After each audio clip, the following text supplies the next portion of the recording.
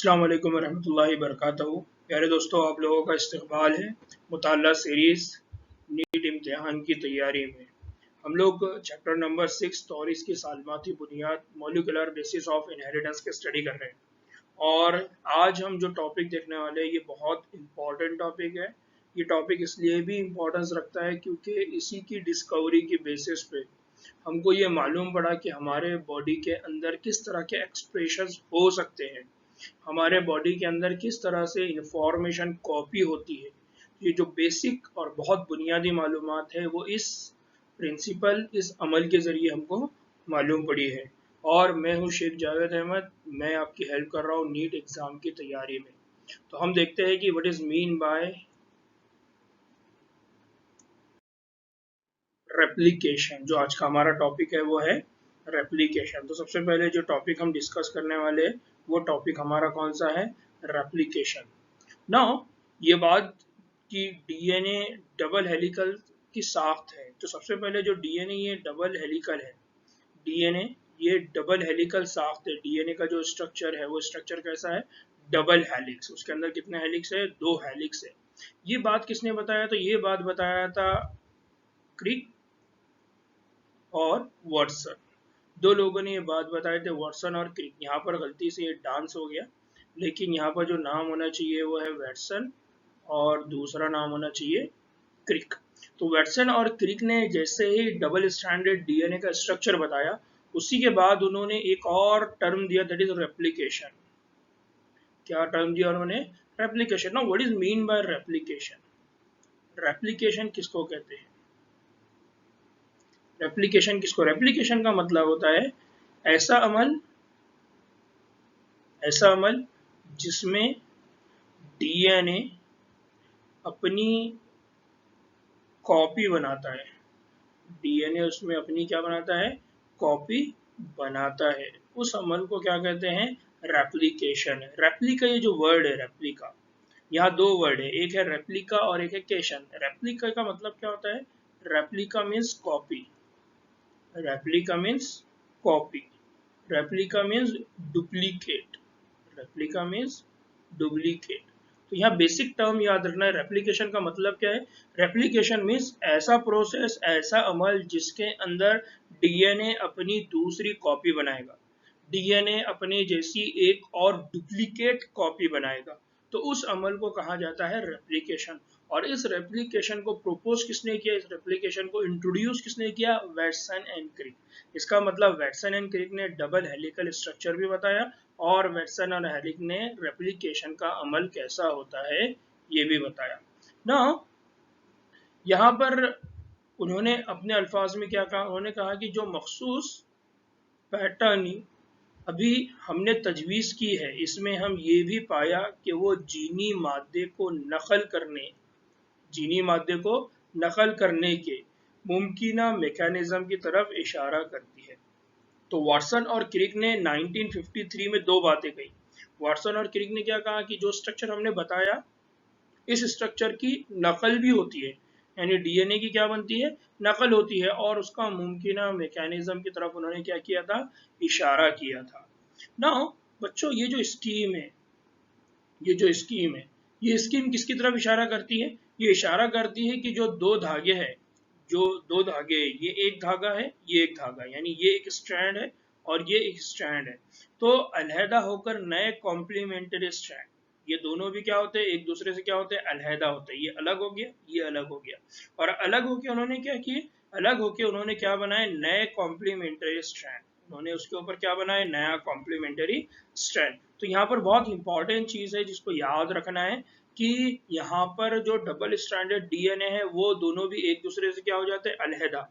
अलहदा होकर ये एक कॉपी बनाएगा, ये एक कॉपी बनाएगा, और ये दोनों भी क्या करेंगे, ये जो कॉपी बनाएंगे तो वो किसको बनाएंगे, वो नए कॉम्प्लीमेंट्री डीएनए, वो क्या बनाएंगे, नया कॉम्प्लीमेंट्री डीएनए स्ट्रैंड। और वो जो दोनों भी ओल्ड डीएनए है जो सेपरेट हुए थे, तो वो क्या करेंगे, वो वर्क करेंगे एज अ टेम्पलेट। वो कौन सा काम करेंगे, टेम्पलेट। तो यहाँ 2 टर्मिनोलॉजी आपको और याद रखना है कि ये जो ओल्ड स्ट्रैंड है, इस ओल्ड स्ट्रैंड को कहा जाता है टेम्पलेट। इस ओल्ड स्ट्रैंड को क्या कहा जाता है, टेम्पलेट। और ये जो न्यू स्ट्रैंड बना है, ये जो न्यू स्ट्रैंड बना है, इस न्यू स्ट्रैंड को कहा जाता है कॉम्प्लीमेंट्री डीएनए। क्या कहा जाता है इसको? कॉम्प्लीमेंट्री डीएनए स्ट्रैंड, या कुछ जगह पे सिंपल इसको बोला जाता है न्यू स्ट्रैंड या नया डीएनए का धागा। तो सिंपल याद रखना कि यहाँ पर दो ओल्ड स्ट्रैंड है, वो एक दूसरे से सेपरेट होते हैं, सेपरेट होके वो दोनों भी स्ट्रैंड का नाम क्या बन जाएगा? Template DNA strand. और वो टेम्पलेट डीएनए स्ट्रैंड नया डीएनए बनाने में हेल्प करेंगे। और वो जो नया डीएनए बनेगा उसको क्या बोलेंगे आप? या तो आप उसको बोलेंगे न्यू डीएनए या न्यू स्ट्रैंड ऑफ डीएनए, या फिर आप उसको कहेंगे complementary strand of DNA. Exam में इस पे क्वेश्चन पूछा जाता है, इसको याद रखिए। नाउ रेप्लिकेशन के इख्तिताम पर क्या होता है, ये बहुत इंपॉर्टेंट है कि रेप्लिकेशन के इख्तिताम के बाद हर डीएनए के पास क्या होता है? एक होता है ओल्ड स्ट्रैंड और एक होता है नया। उसके पास क्या होता है? एक पुराना स्ट्रैंड होता है और एक नया तालिफ शुदा स्ट्रैंड होता है। तो यहाँ बहुत इंपॉर्टेंट चीज है कि अगर आप इस स्ट्रक्चर को देखें, ये जो स्ट्रक्चर है यहाँ से यहाँ तक का, तो ये वाला जो स्ट्रक्चर है, ये वाला जो स्ट्रक्चर है, ये कौन सा है? ये ओल्ड है, ये पुराना है। और ये वाला जो है ये कैसा है? नया है। तो हर मर्तबा क्या होगा रेप्लिकेशन में? एक ओल्ड स्ट्रैंड रहेगा और एक न्यू स्ट्रैंड रहेगा, एक टेम्पलेट डीएनए स्ट्रैंड रहेगा और एक कॉम्प्लीमेंट्री डीएनए स्ट्रैंड रहेगा। इसीलिए इस स्कीम को कहा जाता है सेमी कंजर्वेटिव डीएनए रेप्लिकेशन। इसलिए इस स्कीम को क्या कहा जाता है? Semi conservative DNA replication. इसलिए इस अमल को क्या कहा जाता है? सेमी कंजर्वेटिव डीएनए रेप्लिकेशन का अमल। इसको बहुत इंपॉर्टेंट है, इसको याद रखिए कि रेप्लिकेशन का जो अमल होता है उस स्कीम को क्या कहा जाता है? एग्जाम में क्वेश्चन पूछा जाता है। तो रेप्लिकेशन का अमल हमेशा किस स्कीम के थ्रू होता है? वो होता है bye semi conservative DNA replication. मतलब रेप्लिकेशन के अंदर एक ओल्ड स्ट्रैंड रहेगा और दूसरा नया स्ट्रैंड रहेगा। तो ये अमल हमेशा होता रहता है। तो यहाँ पर बहुत इंपॉर्टेंट रेप्लिकेशन के मामले में जो चीज आपको याद रखना है वो क्या है कि रेप्लिकेशन का ये जो अमल है, ये स्कीम कौन सी स्कीम है? उस स्कीम को कहा जाता है सेमी कंजर्वेटिव डीएनए रेप्लिकेशन। क्या कहा जाता है उसको? Semi conservative DNA replication. Now what is mean by semi conservative? बच्चों ये टर्म को समझ लेंगे अगर आप, तो आपको सारा कंसेप्ट क्लियर हो जाएगा। यहाँ पर सेमी का मतलब क्या है? सेमी का मतलब होता है हाफ। सेमी का मतलब क्या होता है? हाफ। और कंजर्वेटिव का मतलब क्या होता है? कंजर्वेटिव हम बोलते हैं ना कि यार इसकी क्या कंजर्वेटिव सोच है। कंजर्वेटिव सोच मतलब ओल्ड। कंजर्वेटिव सोच मतलब ओल्ड थॉट्स, जिसकी सोच पुरानी हो, जो बहुत पुराना हो, उसको बोला जाता है कंजर्वेटिव। तो यहाँ पर सेमी कंजर्वेटिव का मतलब क्या है? हाफ पार्ट डीएनए का ओल्ड है, हाफ पार्ट डीएनए का पुराना है। इसका मतलब हाफ पार्ट कैसा है? नया है।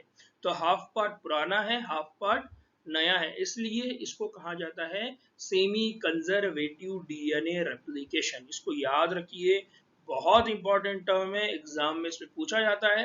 अक्सर बच्चे सेमी कंजर्वेटिव का मीनिंग नहीं मालूम होने की वजह से कंफ्यूज हो जाते हैं। तो सेमी कंजर्वेटिव का मतलब क्या है? सेमी कंजर्वेटिव का मतलब है हाफ डीएनए का पोर्शन ओल्ड है, हाफ डीएनए का पोर्शन नया है। और इस अमल के थ्रू, इस स्कीम के थ्रू हमेशा डीएनए का क्या होता रहता है? रेप्लिकेशन। हमेशा डीएनए की नई कॉपी बनते रहती है।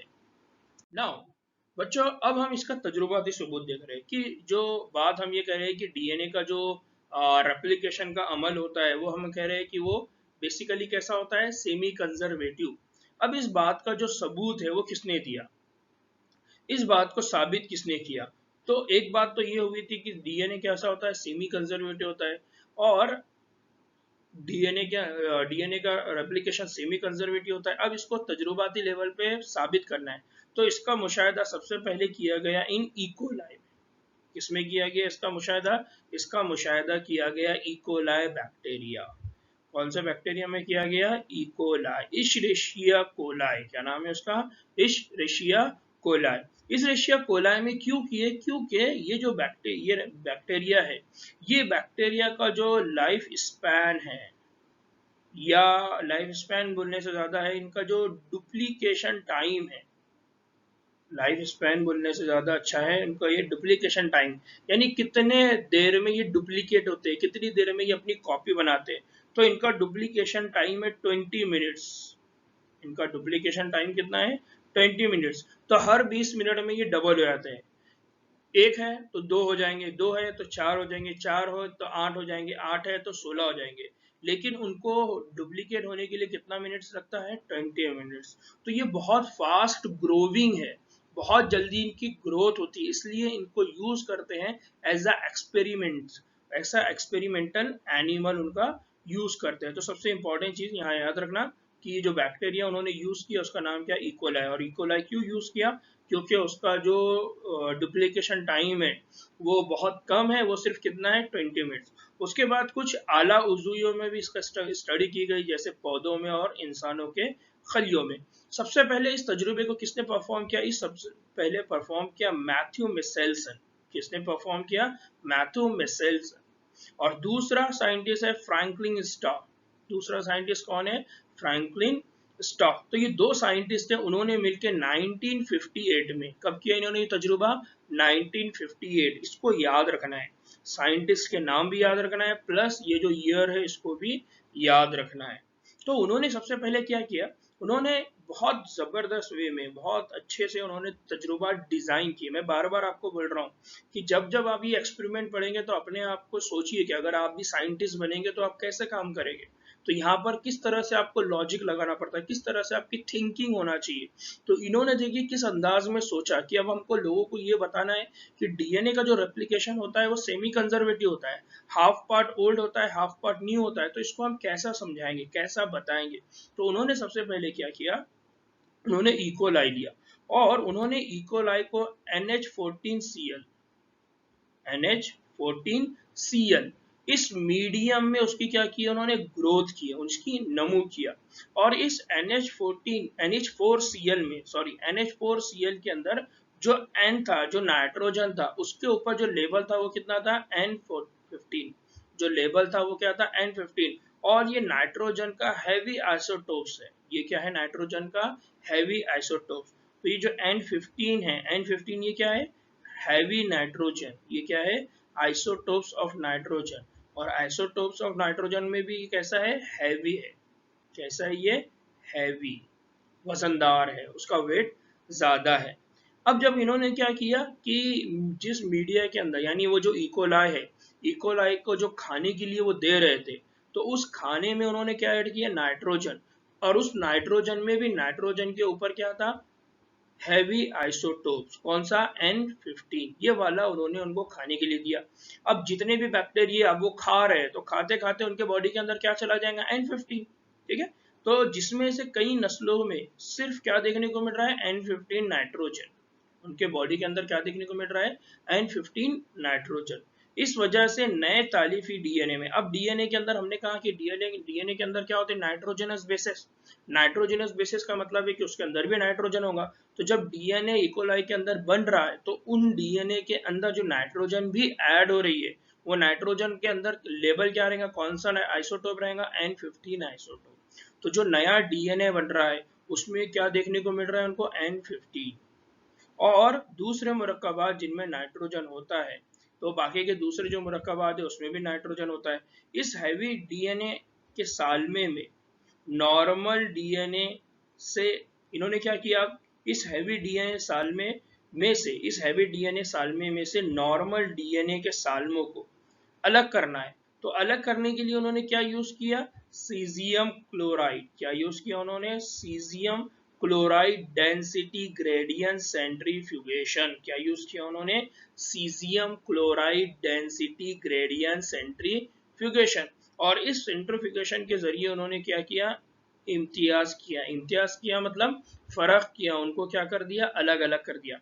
तो बेसिकली उन्होंने क्या किया? इकोलाई के अंदर जब उन्होंने N15 आइसोटोप्स नाइट्रोजन ऐड किया तो बहुत सारे इकोलाई ने उसको खा लिया। खाने की वजह से अब उनके बॉडी के अंदर क्या चला गया? N15। लेकिन कुछ ऐसे थे जिनके अंदर नॉर्मल नाइट्रोजन भी था।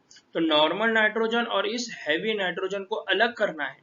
नॉर्मल नाइट्रोजन और इस हैवी नाइट्रोजन को अलग करना है। तो अलग करने के लिए जो सेंट्रीफ्यूगेशन का प्रोसेस इस्तेमाल करे उसका नाम क्या है? CSCl। क्या नाम है उसका? CSCl। उसका नाम क्या है? सीसियम। क्या नाम है? Caesium chloride. वहाँ क्या नाम है उसका? Caesium chloride density gradient centrifugation. क्या नाम है? Caesium chloride density gradient centrifugation. इस टेक्निक का उन्होंने यूज किया और इस टेक्निक का यूज करके उन्होंने क्या किया? Normal nitrogen containing DNA plus heavy N15 nitrogen containing DNA, इनको क्या कर दिया? एक दूसरे से अलग कर दिया, उनको क्या कर दिया? सेपरेट कर दिया। तो ये बहुत बेसिक पॉइंट है। अगर इसको मैंने एक बार बोला है, आपको ये समझ में नहीं आया तो वीडियो को पीछे लेके जाना, वापस सुनना, आपको समझ में आएगा। ठीक है, एक बार सुनेंगे समझ में नहीं आएगा। तो 11वीं के बच्चे जो देख रहे हैं उनको स्पेशल मेरी रिक्वेस्ट है कि वो इस पॉइंट को एक बार, दो बार, तीन बार सुने, तब उनको समझ में आएगा कि बात क्या चल रही है। नाउ तो अब बेसिकली क्या हुआ कि सबसे पहले उन्होंने क्या किया? उन्होंने एक एक्सपेरिमेंट किया। उस एक्सपेरिमेंट के अंदर उन्होंने इकोलाई को खाने के लिए दिया। इकोलाई को जो खाना दिया, उस खाने के अंदर उन्होंने क्या ऐड किया? नाइट्रोजन। और वो नाइट्रोजन कौन सी थी? N15। N15 नाइट्रोजन को फिर उन्होंने क्या किया? अलग किया नॉर्मल नाइट्रोजन से। और उसको अलग करने के लिए उन्होंने क्या इस्तेमाल किया? Caesium chloride density gradient centrifugation. Exam में इसको पूछा जाता है, याद रखिए ना। यहाँ पर एक बहुत इंपॉर्टेंट नोट है, इसके ऊपर भी एग्जाम में क्वेश्चन आता है। वो क्या है कि ये जो N15 है ये रेडियो आइसोटोप नहीं है। ये बहुत इंपॉर्टेंट है, रेडियो आइसोटोप नहीं है। N15 ये नॉन रेडियो एक्टिव आइसोटोप है। ये कैसा है? Non radio active isotope. कैसा आइसोटोप है? Non radio active isotope. Non radio active isotope का मतलब क्या होता है? ऐसा आइसोटोप जिससे कोई इल्यूमिनेशन नहीं होगा, जिससे कोई उजाला नहीं होगा, जिससे कोई लाइट नहीं निकलेगी, उसको कहा जाता है नॉन रेडियो एक्टिव। और जो रेडियो एक्टिव होता है वो कैसा होता है? उससे रेडिएशंस निकलती है, उससे लाइट्स निकलती है, उससे उजाला होता है, उसको कहा जाता है रेडियो एक्टिव आइसोटोप्स। तो यहाँ पर एग्जाम में अक्सर क्वेश्चन पूछा जाता है कि ये जो N15 आइसोटोप्स है ये आइसोटोप्स कैसे है? तो ये कैसे है? Non radio active isotopes. और यहाँ पर एक चीज जो बहुत इंपॉर्टेंट है उसको याद रखना है कि इसको N15 से अलग करना है। यानी ये N15 है तो N15 को N14 से अगर अलग करना है तो उसकी बेसिस क्या है? उसकी बेसिस है डेंसिटी। उसकी बुनियाद क्या है? उसकी बुनियाद है डेंसिटी। तो N15 और N14 इन दोनों को अगर अलग करना है तो इन दोनों को अलग करने की बेसिस क्या है? सिर्फ बुनियाद क्या है? तो वो है डेंसिटी। वो क्या है? डेंसिटी। N15 का वजन ज्यादा है और N14 का वजन N15 से क्या है? कम है। तो ये दो पॉइंट को यहाँ पर बहुत अच्छे से याद रखिए अपने दिमाग में। जितना ज्यादा अच्छे से आप इसको सुनेंगे, जितना ज्यादा इसको अच्छे से आप समझेंगे, उतने ही आसानी से आप आपके MCQ सॉल्व करेंगे और एग्जाम में यहाँ से क्वेश्चन बनता ही है, इसलिए इसको समझ लीजिए। नाउ तो पहली स्टेप में उन्होंने क्या किया? पहली स्टेप में उन्होंने जो इकोलाई बैक्टीरिया था उसको खाने के लिए क्या दिया? उन्होंने N15 nitrogen. N15 nitrogen. Now दूसरी स्टेप में उन्होंने क्या किया? दूसरी जो स्टेप थी, दूसरी स्टेप में उन्होंने क्या किया? अब दूसरी स्टेप में उन्होंने क्या किया? जो इकोलाई बैक्टीरिया थे उनको क्या दिया? NH14। NH14 वाली नॉर्मल मीडियम। अब मतलब क्या है? नॉर्मल मीडियम का मतलब क्या है? N14। नॉर्मल मीडियम का मतलब क्या है? N14। और हेवी आइसोटोप्स का मतलब क्या है? N15। तो यहाँ याद रखना कि नॉर्मली इकोलाई के डीएनए में कौन सा वाला नाइट्रोजन होता है? N14। याद रखिए, नॉर्मली डीएनए के अंदर जो नाइट्रोजन होता है वो कौन सा होता है? N14। फिर क्या हुआ? जब खलिए की तकसीम होने लगी तो एक खास पैटर्न वहां पर देखने को मिला और अलहदा हुए। तो उसके बाद क्या हुआ? इन डीएनए कशीद किए और डबल स्टैंड हेलिक्स तो अब उन्होंने क्या किया बेसिकली कि ये जो N14 है, N14 को उन्होंने खाने के लिए दिया, और जब खलिए तकसीम होने लगे तो एक खास पैटर्न उनको देखने को मिला, और उस एक खास पैटर्न की स्टडी उन्होंने की, नमूने अलहदा किए और डीएनए कशीद किए। डीएनए कशीद किया मतलब डीएनए को अलग किया, डीएनए को सेपरेट किया, डीएनए को निकाला, और जो डबल स्टैंडर्ड हेलिक्स थे, और वो कैसे थे, डबल स्टैंडर्ड हेलिक्स, यानी उनके अंदर कैसे 2 हेलिक्स थे। तो अब जब N14 उन्होंने उसको खाने के लिए दिया तो उनको क्या देखने को मिला, उनको हाइब्रिड देखने को मिला। हाइब्रिड का मतलब क्या था कि एक जगह तो उन्होंने पहले क्या दिया था खाने को, N15, और बाद में उन्होंने खाने के लिए क्या दिया, N14। तो अब क्या हुआ, एक डीएनए के स्ट्रैंड के अंदर क्या है, N15, और उसी डीएनए के दूसरे स्ट्रैंड के अंदर आपको क्या देखने को मिल रहा है, N14। मतलब डबल स्ट्रैंड है, डबल स्टैंडर्ड डीएनए के अंदर, एक डीएनए के अंदर 15 है, एक डीएनए के अंदर नाइट्रोजन कौन सा है, 14 है। फिर बाद में उन्होंने क्या किए, इन जो 2 नमूने हैं उनको आज़ादा तौर पर अलग अलग किए, और इनकी डीएनए की क्या किया उन्होंने, डिटेक्टर को फिर उनके पास जो न्यूक्लियोटाइड है उसको उन्होंने क्या किया, नापना शुरू किया।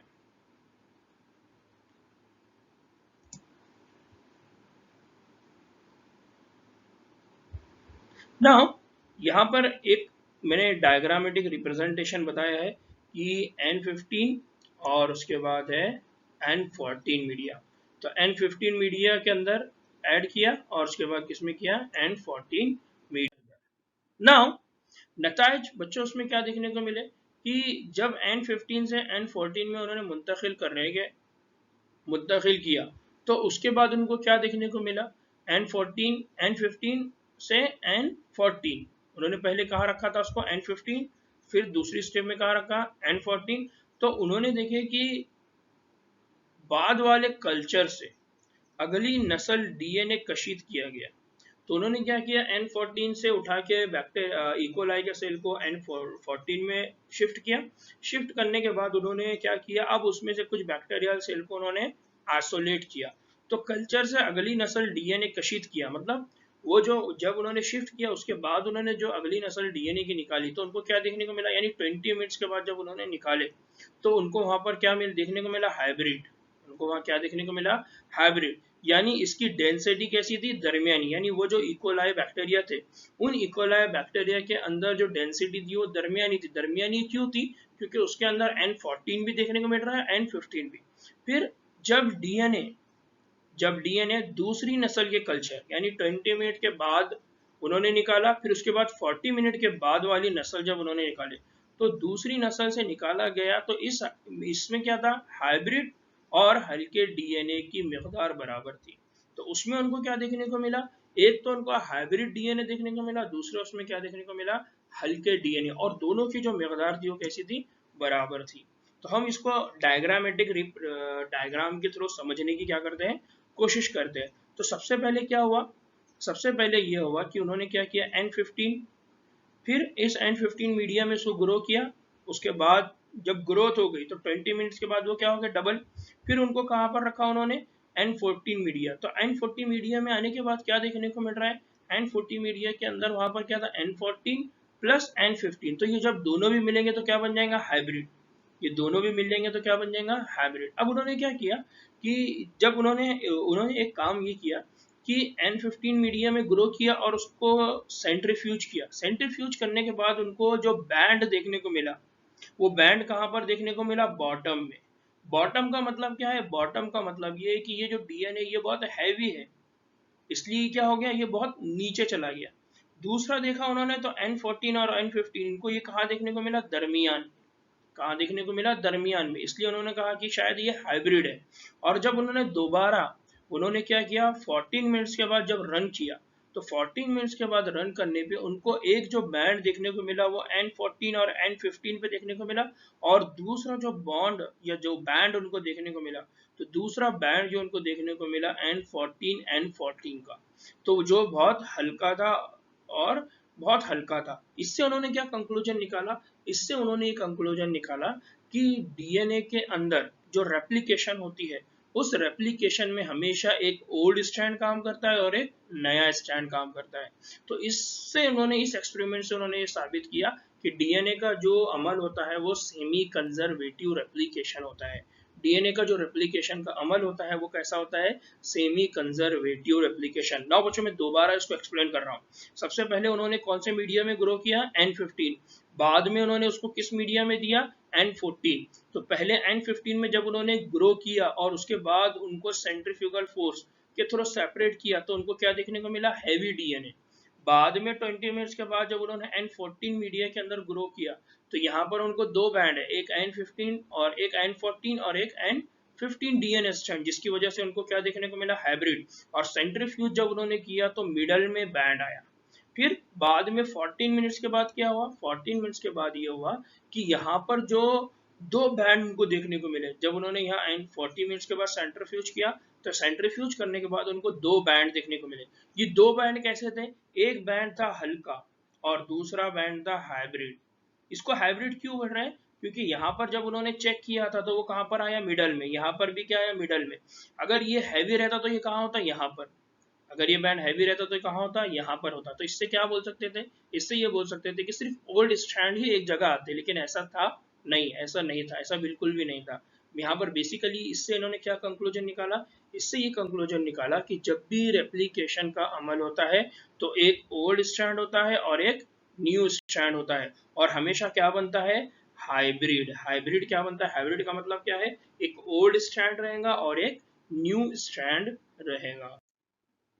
नाउ बच्चों यहाँ पर एक बहुत अच्छा क्वेश्चन भी है जो एनसीईआरटी ने पूछा। अगर इकोलाई को 80 मिनट तक नमू किया जाए तो हल्के और हाइब्रिड डेंसिटी के डीएनए का क्या तनासुब होगा? अगर 80 मिनट तक अगर उनको हमने किया तो हमने क्या देखा कि 20 minutes, then 40 minutes, then 80 minutes. तो बेसिकली क्या होगा? 40 मिनट्स के ऊपर हमको क्या देखने को मिला? हल्का। और हमको क्या देखने को मिला? हाइब्रिड। फिर अगर हम इसको 60 पे लेके चले गए, ठीक है, यहाँ 80 आ गया, डायरेक्ट हमारा ये क्वेश्चन है। 60 पे अगर लेके चले गए तो अगेन क्या होगा? 60 पे लेके आने के बाद भी हाइब्रिड, देन हल्का। तो हाइब्रिड का जो तादाद रहेंगी वो क्या हो जाएंगी? धीरे धीरे कम हो जाएंगी, और जो हल्का डीएनए उसकी तादाद क्या हो जाएंगी? बढ़ जाएंगी। तो 18वें मिनट पे कितना हो जाएगा? तो 18वें मिनट पे ये हो जाएगा कि 80% हल्का और 20% क्या हो जाएगा? हाइब्रिड। तो एग्जाम में इस तरह से क्वेश्चन पूछे जाते हैं, तो इनको याद रखिए कि इकोलाई में 80 मिनट तक जो नमू किया जाएगा तो हल्के और हाइब्रिड डेंसिटी डीएनए का तनासुब क्या हो सकता है? तो तनासुब हो सकता है 18-20। कितना हो सकता है? 18 एंड 20। अगर इसका कोई और आंसर भी है तो आप मेरे कमेंट बॉक्स में लिखिए, ताकि मेरे को भी मालूम पड़े कि इसका दूसरा भी आंसर हो सकता है। तो आप अपनी लेवल पे इसको कैलकुलेट करिए, क्वेश्चन को सॉल्व करने की कोशिश भी करिए और मुझको भी बताइए। नाउ बच्चों एक बात तो यहाँ पर साबित हो गई कि मिशेल्सन एंड स्टॉक के एक्सपेरिमेंट के थ्रू ये बात तो साबित हो गई कि डीएनए का जो रेप्लिकेशन का अमल है वो कैसा है? Semi conservative. डीएनए का जो रेप्लिकेशन का अमल है वो कैसा है? Semi conservative. तो ये दोनों साइंटिस्ट ने मिलकर ये बात साबित की। इस तरह दूसरा एक और तजुर्बा, इस तरह का तजुर्बा रेडियो एक्टिव थाइमिडीन, किसका इस्तेमाल करके?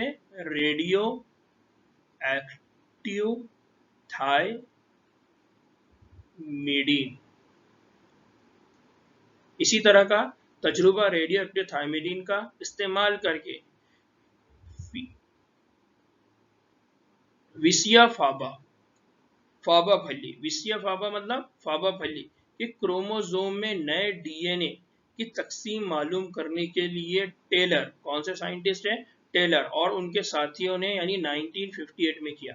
तो रेडियो एक्टिव थाइमिडीन का इस्तेमाल करके इन विसिया फाबा, क्या नाम है उसका?